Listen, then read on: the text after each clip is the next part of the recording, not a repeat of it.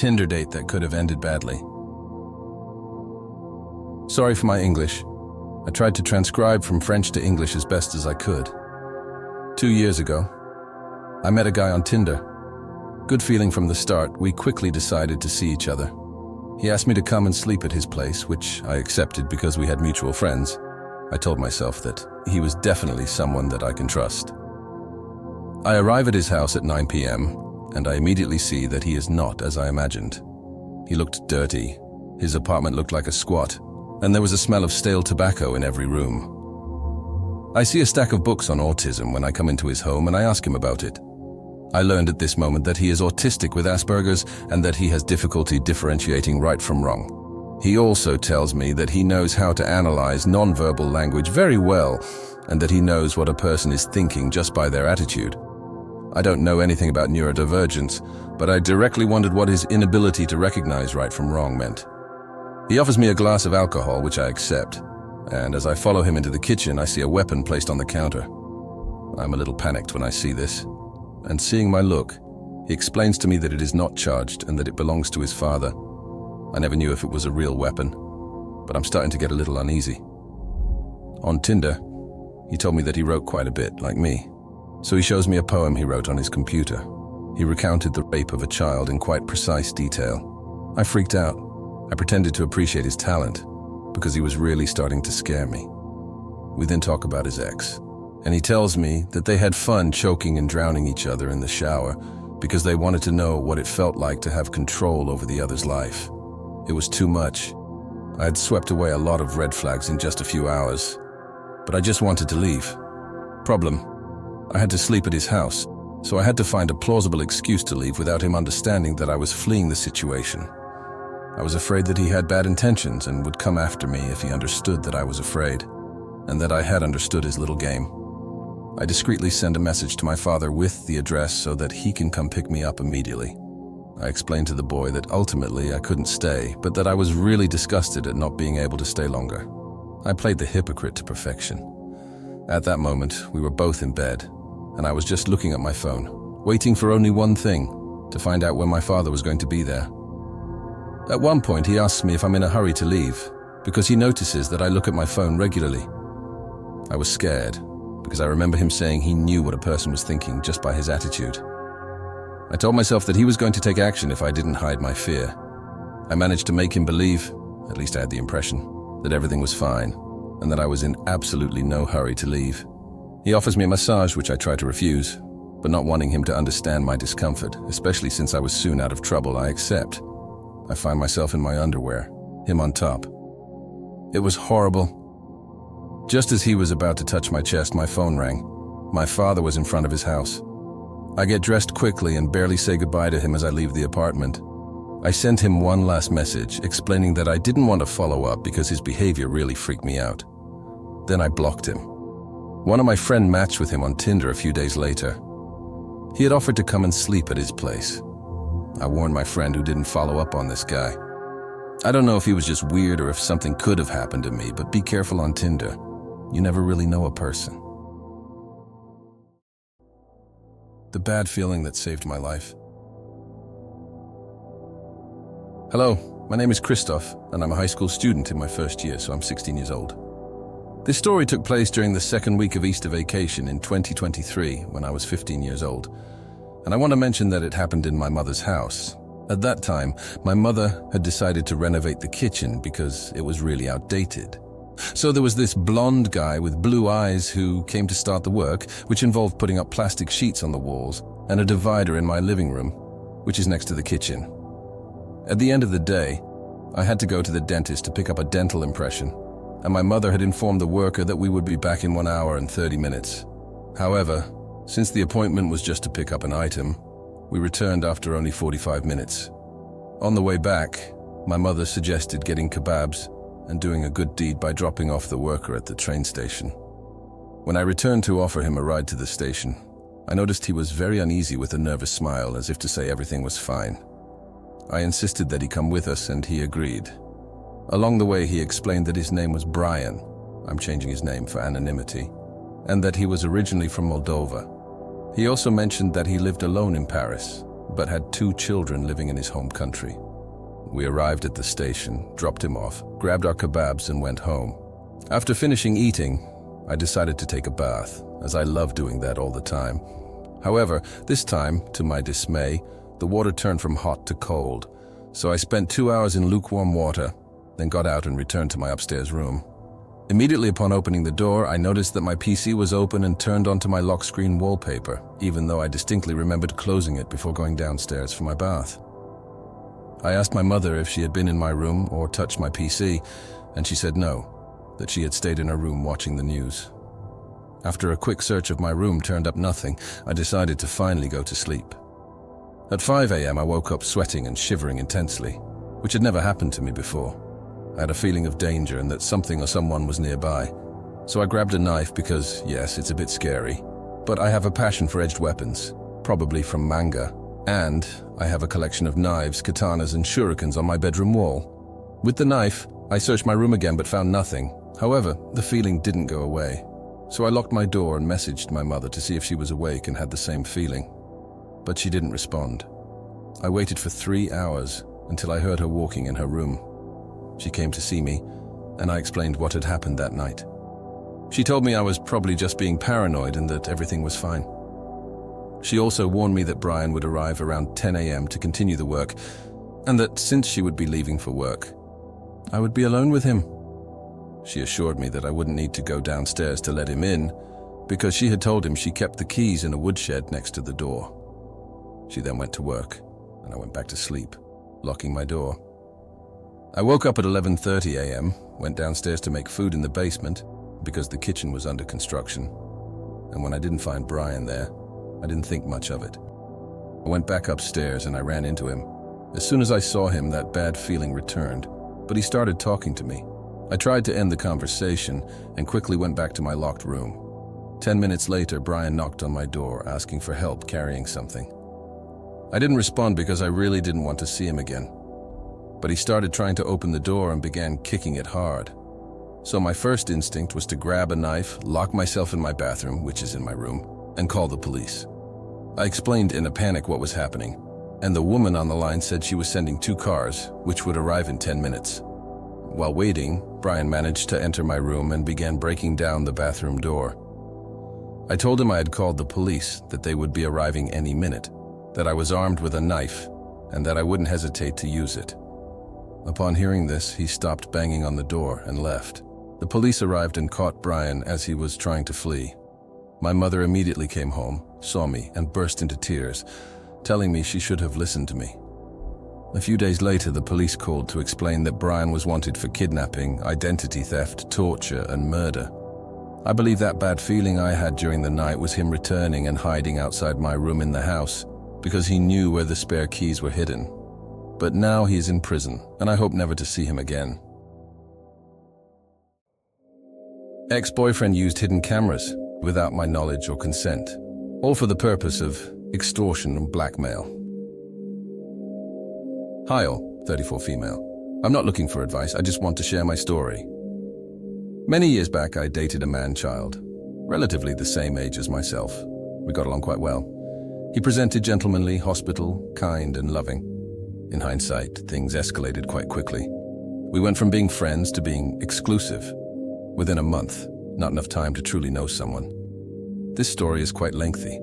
I'll do my best to shorten it without leaving out integral details. We saw each other daily.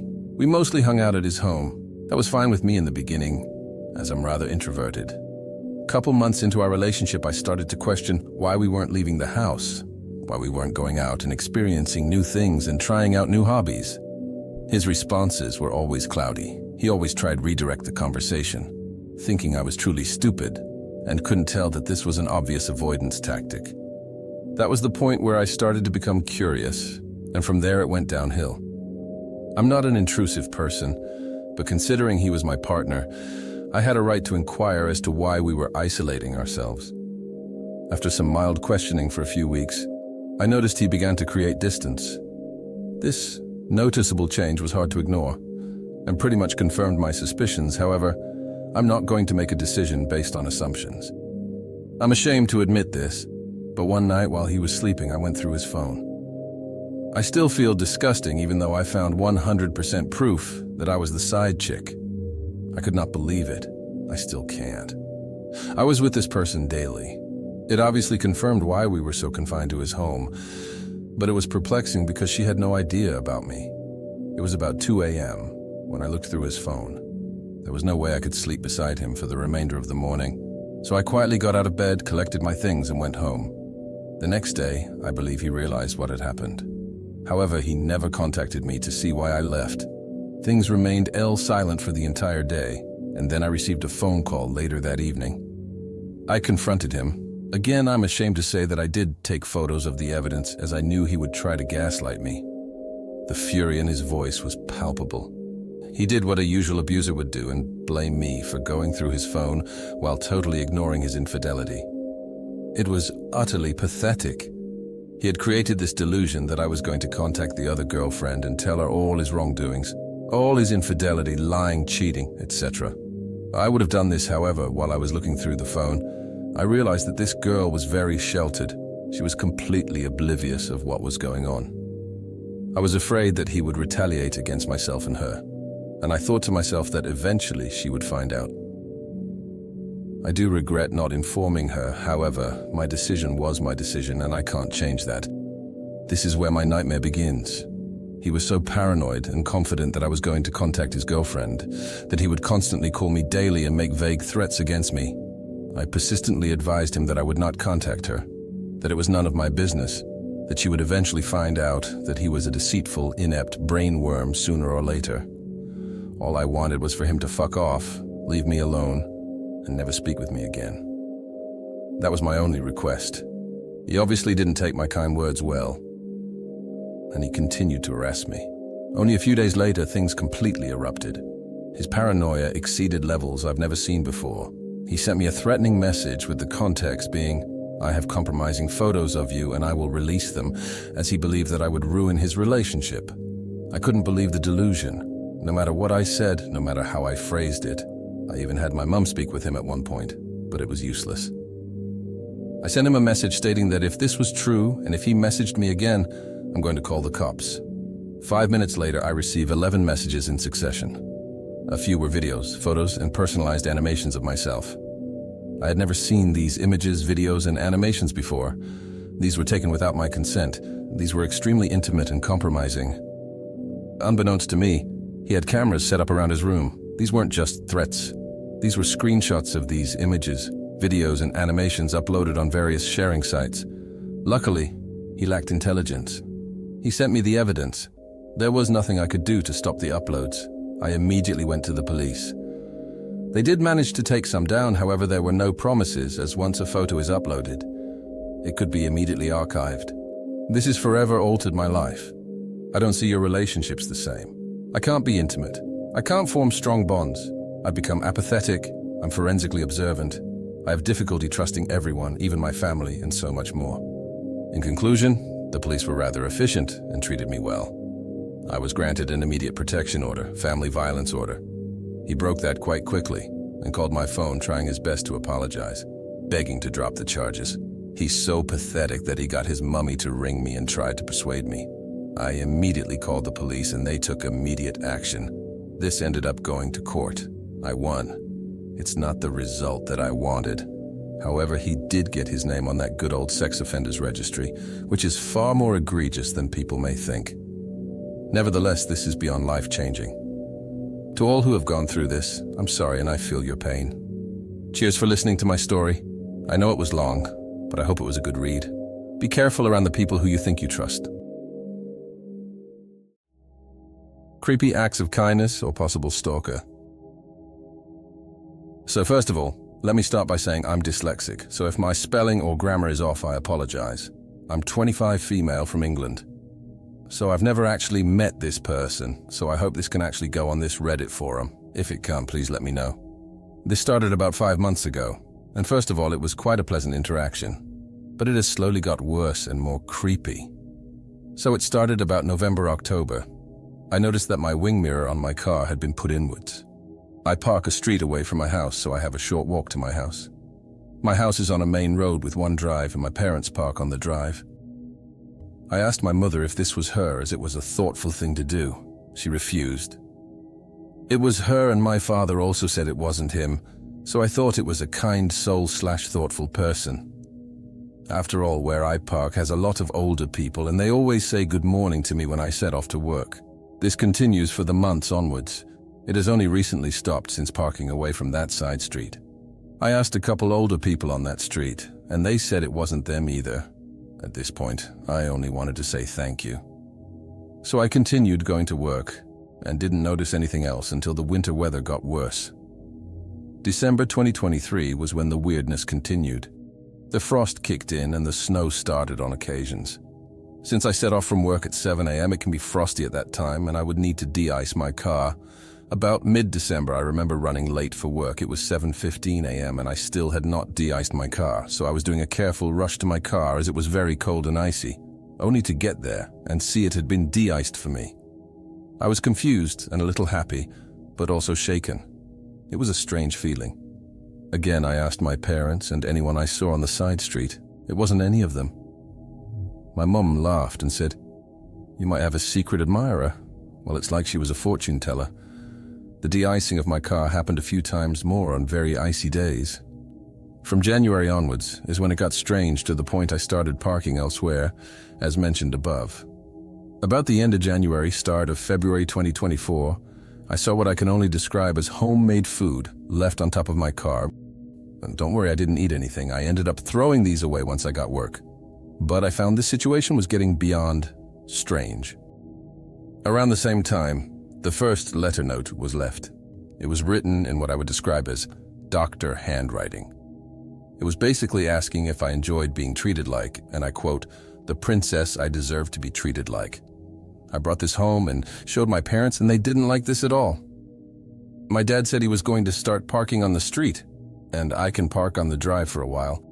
I said that would be a good idea. However, if this person was looking for my car, then he would know which house was mine. My dad agreed, but also pointed out that she may have already been watching me and may actually already know where I live. He stated the main thing was me walking home from my car to the house at 8:15 p.m. I worked 12 shifts. He stated he would sort the situation out if anything happened. I questioned possibly going to the police, and he stated that they would laugh at us without any proof. He was right, we didn't have anything. I didn't like the idea of parking back on the street, so I didn't. Now is April. I stopped parking on the drive a few weeks ago, and no, I've started parking on a different street still close to my house. Now nothing has happened since February, and I hope it doesn't, as it was starting to get worse.